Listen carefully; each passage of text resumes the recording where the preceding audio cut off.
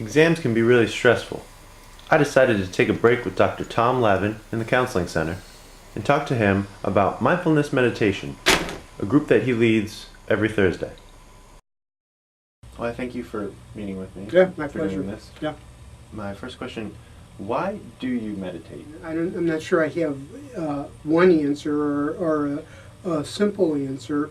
I think I started doing this approach to meditation about 14 years ago. I was at a National Counseling Center Directors Conference, and one of the directors was offering meditation sessions, and I liked it. And the guy who was coordinating it also did a presentation about the usefulness of meditation on a college. So I brought it back and thought, well, this might be a good thing, both for Rhode Island college students, many of whom have many demands and very busy lives going on, just to have a time and a way to try to slow down and look at what's happening in their lives right then.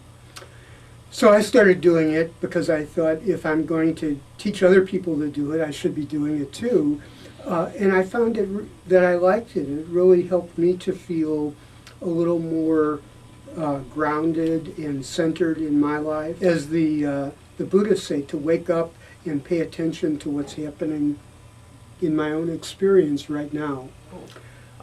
What are the 4 necessities for meditation? When someone new comes to the mindfulness session we offer on Thursdays here, we offer them a little mini lecture just to give them a conceptual map of what meditation is.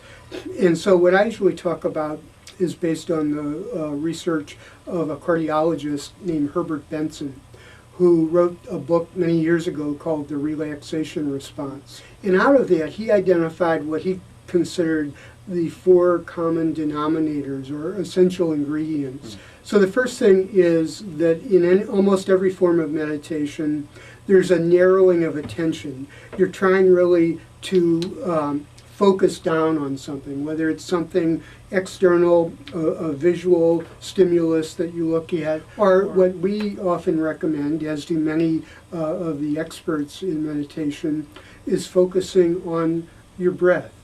Okay, and that doesn't mean breathing necessarily in any particular way or thinking about breathing, but simply noticing each in-breath and each out-breath. The second is that when your mind wanders away from whatever it is you're trying to focus on, as it inevitably will, because that's just the way our minds work, the way we're built, that you don't get mad or upset at yourself, but as soon as you realize you've sort of wandered away from your focal point, you gently come back.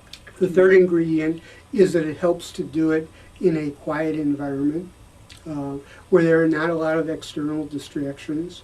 And the fourth ingredient, I feel like, is often the most elusive, but for me, it's in many ways the most important one.